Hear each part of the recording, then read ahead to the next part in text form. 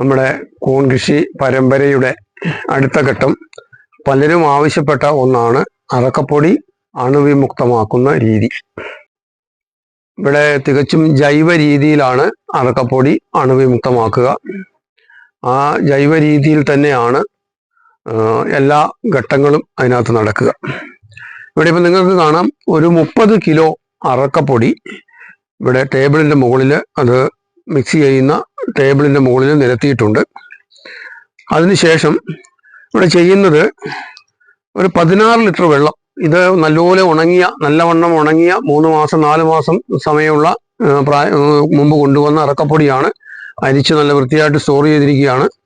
അപ്പോൾ ഈ അറക്കപ്പൊടി 30 kilo അറക്കപ്പൊടിക്ക് 6 litre, 10 കിലോയ്ക്ക് 6 ലിറ്റർ പ്രകാരം 18 ലിറ്റർ വെള്ളം എടുത്തിട്ടുണ്ട്. ആ 18 ലിറ്റർ വെള്ളത്തിലേക്ക് 1 കിലോ കാൽസ്യം കാർബണേറ്റ് മിക്സ് ചെയ്തിട്ടുണ്ട്. ഒപ്പം 30 കിലോയ്ക്ക് 6 ഗ്രാം ബ്ലീച്ചിങ് പൗഡറും ഇതോടൊപ്പം ചേർത്ത് മിക്സ് ചെയ്തിരിക്കുന്നു. ഇതാണ് ഇതിൻ്റെ ഒരു കോമ്പിനേഷൻ എന്ന് പറയുന്നത്. നമ്മൾ ചെയ്യുന്നത് ഈ കാൽസ്യം കാർബണേറ്റ് കലർന്ന വെള്ളം, ബ്ലീച്ചിങ് പൗഡറോട് ചേർത്ത വെള്ളം അറക്കപ്പൊടിയുടെ എല്ലാ ഭാഗത്തും എത്തുന്ന വിധത്തിൽ ആദ്യം തളിക്കുകയാണ് ചെയ്യുന്നത്. ആ തളിക്കുന്ന ജോലിയാണ് നടന്നുകൊണ്ടിരിക്കുന്നത്. ഓക്കെ, തുടർന്നോളൂ.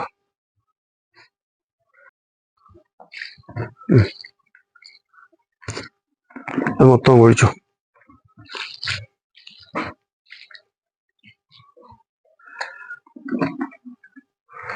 നല്ല രീതിയിൽ ഉണങ്ങിയ അറക്കപ്പൊടി ആയതുകൊണ്ട് ആ വെള്ളം ഒന്ന് കുതിർന്ന് കിട്ടാനായിട്ട് തന്നെ സമയമെടുക്കും. അപ്പോൾ ആദ്യം അത് ഒഴിച്ചിട്ടതിന് ശേഷം ഇളക്കുകയാണെങ്കിൽ വളരെ പെട്ടെന്ന് നമുക്ക് മിക്സ് ചെയ്യാനായിട്ട് സാധിക്കും. വലിയ ഫാമുകളിലൊക്കെ ഈ പ്രക്രിയ മിക്സിംഗ് മെഷീൻ ഉപയോഗിച്ചാണ് ചെയ്യുന്നത്. നമ്മളെപ്പോലുള്ള ചെറുകിട ആളുകൾക്ക് അതിൻ്റെ ആവശ്യമില്ല, അത് അത്ര പ്രായോഗികമല്ല താനും. അപ്പോൾ ഇവിടെ നമ്മൾ സ്വന്തം അധ്വാനം ഉപയോഗിച്ച് കൈകൊണ്ട് തന്നെ മിക്സ് ചെയ്യുന്ന രീതിയാണ് ചെയ്തിരിക്കുക.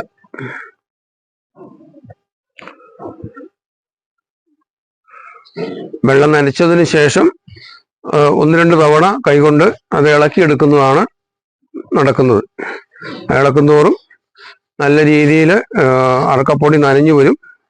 നനഞ്ഞു വന്നതിന് ശേഷം കൈകൊണ്ട് തിരുമ്മി യോജിപ്പിക്കുന്നതാണ് ഇവിടുത്തെ രീതി.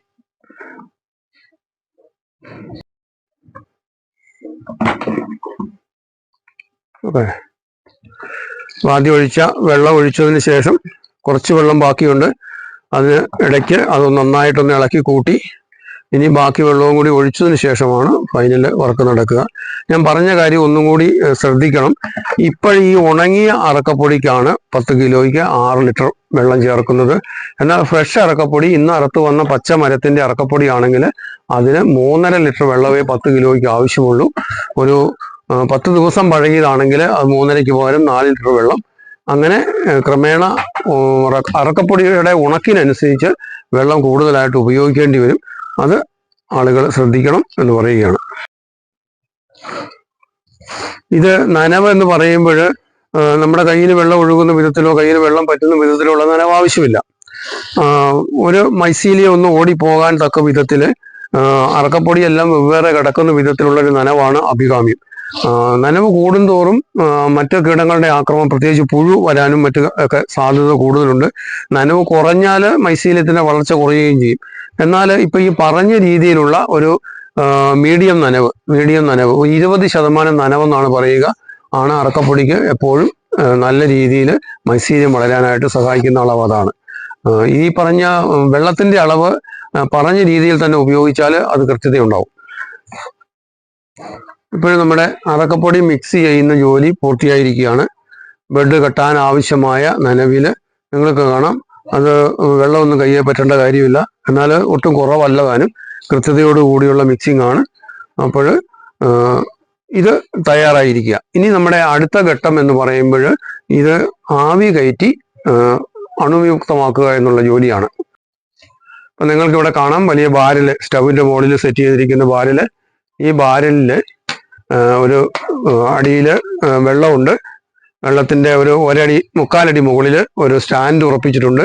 ആ സ്റ്റാൻഡിന് മുകളിൽ നമ്മൾ കിണറിനൊക്കെ ഉപയോഗിക്കുന്ന നെറ്റാണ് ഇവിടെ ഉപയോഗിക്കുന്നത്. ആ നെറ്റ് ഒരു സഞ്ചി പോലെ ഇറക്കിയിട്ടിട്ട് ആ സഞ്ചിക്കകത്തേട്ട് അറക്കപ്പൊടി നിറയ്ക്കുകയാണ് ചെയ്യുക.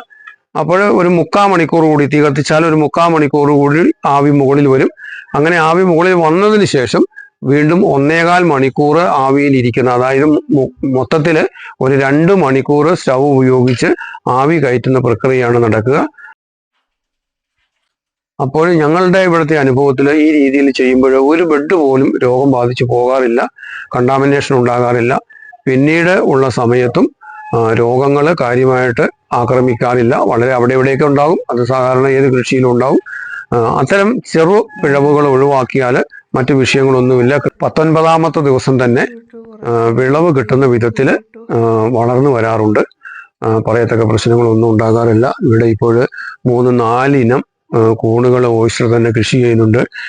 HU ഗ്രേ ഇനത്തിലെയും വൈറ്റ് ഇനത്തിലെയും HU ഉണ്ട്. XY എന്ന് പറയുന്ന തമിഴ്നാട് മെഗാ മഷ്റൂംസിൻ്റെ വിത്ത് ഇവിടെ ഉപയോഗിക്കുന്നുണ്ട്. അനന്തപ്രഭ വക ഇവിടെ ബാംഗ്ലൂരിൽ നിന്ന് സപ്ലൈ ചെയ്യുന്ന അനന്തപ്രഭ ഒരു ഇൻസ്റ്റിറ്റ്യൂട്ട് ഉണ്ട്, അവരുടെ വിത്തുണ്ട്. പിന്നെ ബാംഗ്ലൂർ IIHR നിന്ന് വിരമിച്ച ഒരു സാറ് സപ്ലൈ ചെയ്യുന്ന വിത്തുണ്ട്. അങ്ങനെ വിത്ത് ഇപ്പം നമ്മൾക്ക് കേരളത്തിൽ കിട്ടുന്നതിനേക്കാൾ കൂടുതൽ വിത്ത് കറക്റ്റ് സമയത്ത് അയച്ചു തരാനുള്ള ആളുകളുണ്ട്. അതുകൊണ്ട് കൃഷി കൃത്യതയോടുകൂടി പോകുന്നുണ്ട്. ഏകദേശം 23 വർഷമായിട്ട് കൂൺ കൃഷി ചെയ്യുന്നെങ്കിലും കഴിഞ്ഞ 8 വർഷമായിട്ട് തുടർച്ചയായിട്ട് അറക്കപ്പൊടിയിൽ കൂൺ കൃഷി ചെയ്യുന്ന അനുഭവത്തിൻ്റെ വെളിച്ചത്തിലാണ് ഞാൻ ഇവിടുത്തെ കാര്യങ്ങൾ പറയുക. അപ്പോൾ ഈ കാലഘട്ടത്തിലൊന്നും പുറകോട്ട് തിരിഞ്ഞു നോക്കേണ്ടി വന്നിട്ടില്ല. കൃഷിയിലാണെങ്കിലും വിൽപ്പനയിലാണെങ്കിലും കിട്ടുന്ന വിളവിൻ്റെ കാര്യത്തിലാണെങ്കിലും നമുക്ക് പറയത്തക്ക പ്രശ്നങ്ങളൊന്നുമില്ല. ഓരോ വർഷം കഴിയുന്തോറും ഫാമിൻ്റെ പ്രവർത്തനം വർദ്ധിപ്പിക്കുവാനും വിളവ് കൂട്ടുവാനും ഒക്കെ നമുക്ക് കഴിയുന്നുണ്ട്. ഈ വഴി പിന്തുടരുന്ന ആളുകൾക്ക് യാതൊരു കാരണവശാലും കൂൺ കൃഷി പരാജയപ്പെടുകയില്ല.